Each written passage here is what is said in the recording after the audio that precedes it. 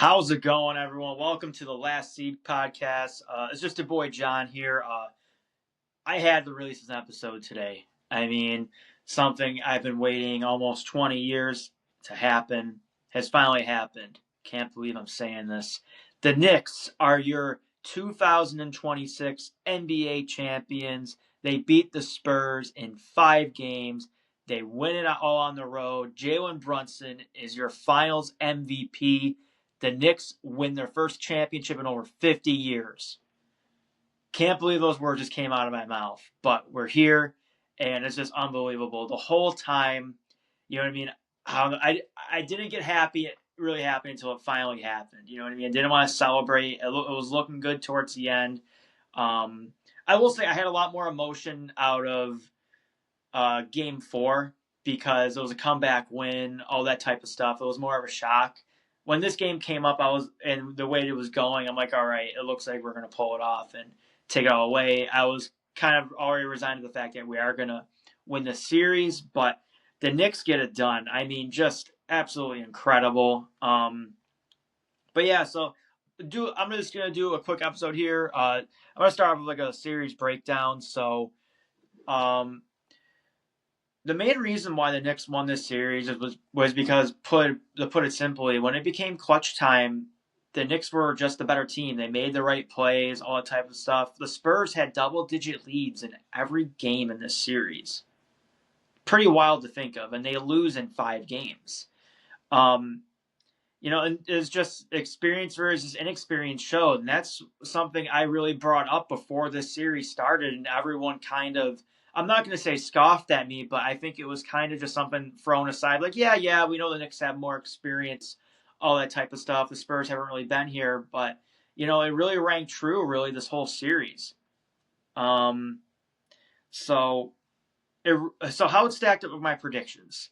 Really, the Knicks outperformed my expectations. I thought they'd win in 6, and they end up winning in 5. And the main reason why, I'm not going to say that I didn't view the Spurs as a threat. The Spurs have a lot of great young players, great young team. They're going to have many more chances to win championships down the road. I'm not going to throw shade on them on that. But looking at the facts, last series when they played OKC had so many things go wrong for them, and it still took the Spurs 7 games to beat them.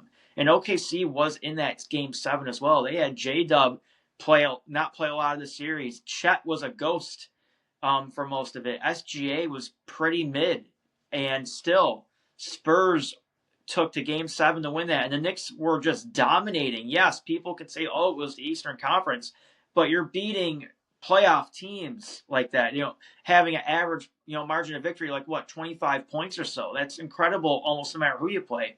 There's teams that get soft schedules during the regular season at certain points, and they don't do those sort of things. So,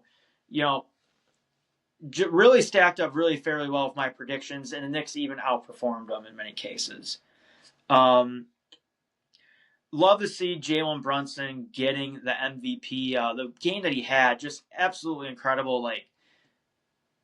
If it wasn't for Brunson last game, no one else outside maybe like Bridges at certain points really had it going offensively. And Brunson, the Spurs were bringing the pressure on Brunson. Brunson was getting the crap beat out of him basically the whole game. This dude just kept grinding through, just didn't give up and dropped 45 points.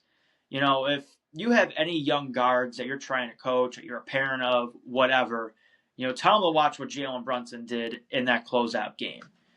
Just dealing with pressure the whole game, never getting tired, being an engine for the offense, pulling it out, just absolutely incredible. He's the Finals MVP, and it's not even close. I know before the game there was some talk of maybe OG getting in there, but OG didn't really have that great of a game. And like I said, if Brunson doesn't drop 45 last night, the Knicks are going back to New York for Game 6, 100%. So something I want to bring up. So there's been talks about when the Knicks signed Jalen Brunson as a free agent in 2022. Obviously something that turned around the franchise and was, probably the best move in Knicks history. I'm going to go, so people have said it's the best free agent signing in NBA history. I'm going to go a step further. I think the best free agent signing in sports history, and I'll tell you why. So there's been a lot of free agent signings. You get, Shaquille O'Neal, I was looking some up, even in other sports. Tom Brady, the great Reggie White. Let's put it into perspective here. A lot of those guys, it was already known how great they were. It was just about you getting the dollar signs and making sure that you can offer them the contract and offer them the money that those guys wanted. If you look at the value of contract, especially when we first signed Brunson, I think he was like not even a top 50 paid player in the league, maybe around 50 or so. But just having that foresight to think like, hey, this guy can be something. Now, he probably even surprised the Knicks. Brunson probably even surprised himself, you know, of how good this has turned out.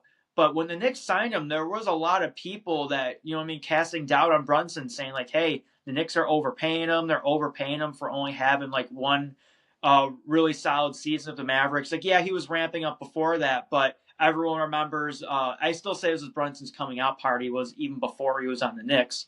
Luka Doncic was out for the Mavericks that first round against the Jazz the year before Brunson came to the Knicks, and Brunson was basically carrying Dallas to victories. I think he had 40 points on one of those games, and that got him the Knicks contract. It made him a lot of money. And also, too, what's even better about Jalen Brunson is now and that was his first contract. His second contract, he gave up over $100 million.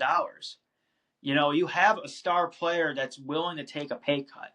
You know what I mean? And that, to me, that's more valuable than, let's just say, you could have got someone that maybe might even be a little bit better than Brunson, but wants to take max dollars at every point.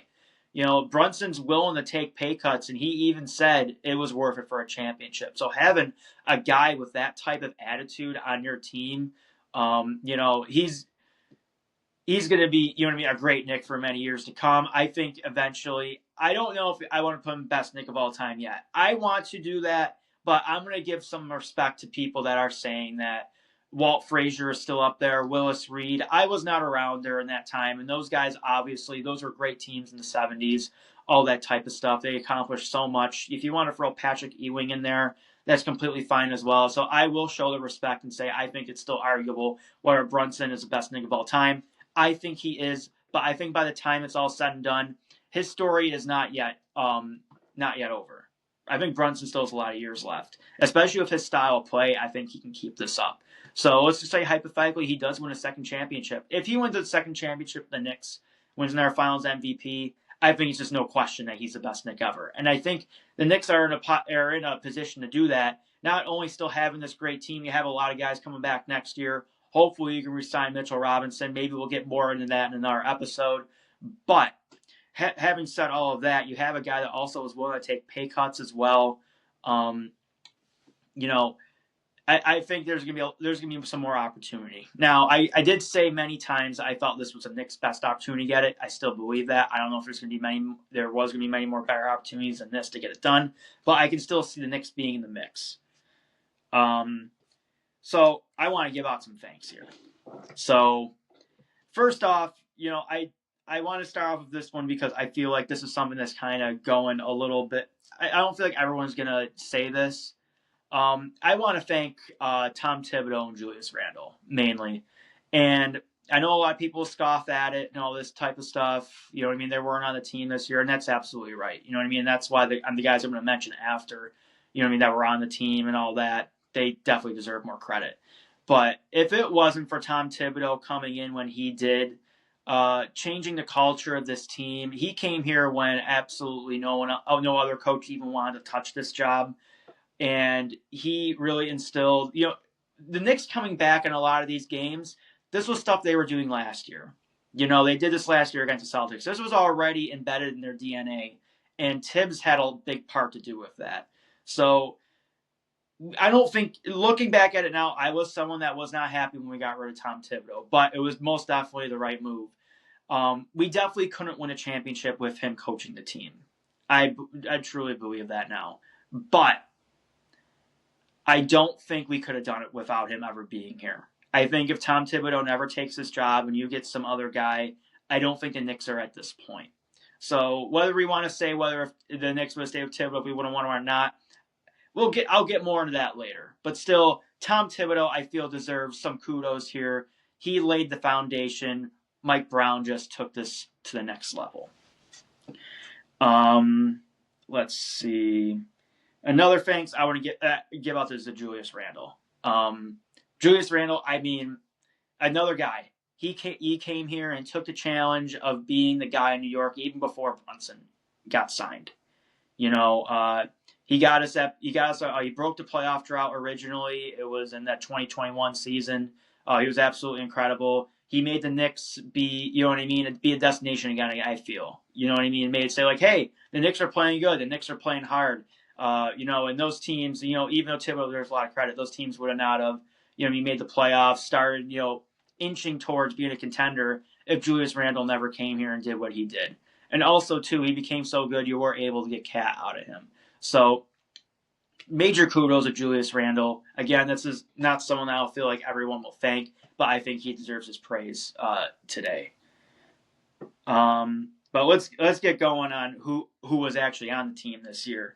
You need a strong bench. You know, I mean, guys like Deuce McBride, Landry Shamet, all those guys, you know what I mean? Jordan Clarkson came into at certain points this season and a couple times in the playoffs played well. Jose Alvarado, an in-season pickup. You guys saw my video in Game 4, how I felt he really made a huge impact, especially in the fourth quarter of that game.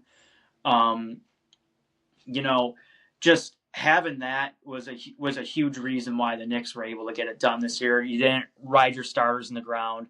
That was another fault of Tom Thibodeau. You know, Mike Brown trusts his bench, and he trusts his bench for good reason because, you know, we were able to get a couple more pieces, and, you know, we got it done. Main guy on the bench, I mean, who can forget the big man Mitchell Robinson? I mean, I remember back in, I want to say it was 2018, 2019-ish. I don't know. A horrible team. Probably won like 17 games that year. Mitchell Robinson was on the team. David Fizdale was our coach. You know what I mean? That tells you how long Mitch was on the team. He looked a lot different than he does now. He was a skinny dude. You know, he definitely could probably jump a lot higher back then. And I remember, I think it was a game against Orlando. We're losing by like 40 points with like 5 minutes left. And you see this dude still hustling hard, blocking shots. There was one play in particular where he was down on the ground in the paint, and he made a rotation last second out to the three-point line and blocked a shot to the stands. And at that time, the Knicks there was a streak of Knicks not keeping guys past their rookie contracts. And I'm just like, you know, I hope that we can keep this guy around long enough for us to get a good team and have him be a part of it, because I felt he had that championship DNA in him. Hope we can keep him this offseason. I know it's not going to be easy, but I think that's priority number one if you're the Knicks, to keep Mitchell Robinson, because he was huge, especially in Game 5 when Cat went into foul trouble. He was huge that game, you know, boxing out Wemby, especially getting that offensive rebound at the end. He played great defense. You know, gotta love Big Mitch, man. Another one, Mikal Bridges. I still say it was a lot of picks to give up, but he was a piece that put you over the top, and you won a championship. Screw the picks. We got it done. Who cares? You know, I love that Mikal Bridges proved me wrong in a lot of this playoff run, especially the series against the Sixers and the Cavs. He was absolutely incredible. Sixers especially. I mean, he played great defense on Tyrese Maxey. He was hitting shots. He definitely had a little bit of a revenge factor with the Sixers because it was something that he thought he was getting drafted by them. Didn't end up happening for him. So, you know, great all-around job by Bridges. And what about Josh Hart? I mean, Hart, his last name being Hart, it truly just fits. Heart and soul of the team. You need a guy like this on every great team. You know, there's no way around it. Dude just does anything you ask of him. You know, whether it's rebounding the ball, hustling for loose balls, playing defense on the best player. You know what I mean? If you need him to hit shots, you know what I mean, he can do it here and there. You know, I've always said this Knicks offense is unstoppable when he hits shots.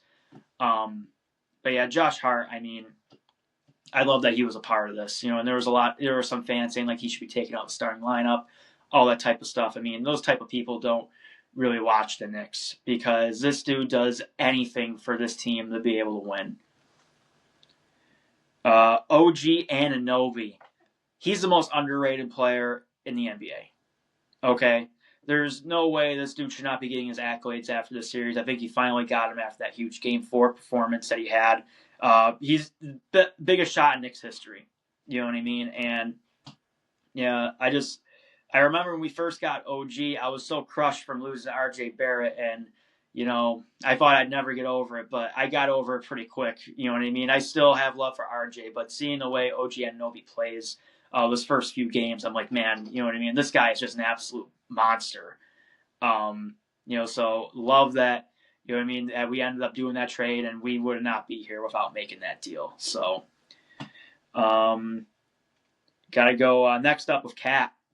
Man, so this was another one where, you know what I mean, I was a big fan of Julius Randle, and I'm glad this was a move that we ended up making. So the interesting part about Cat is he didn't really replace the Randle role.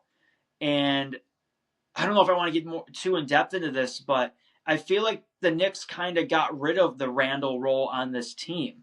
Because I think Cat, what he turned more into in this playoff run was more of just like a beefed up Hartenstein, a center that can play defense, rebounded the ball, and also too was an incredible passer. I mean, he did the stuff Hartenstein did, but did it even better, especially on the offensive end. He's obviously a way more talented player than Hartenstein. So that's kind of what ended up happening with Cat. That's why I was kind of down on him a lot of the first year. I started get inching towards, liking him more towards the end of last season. He had some big games in the playoffs.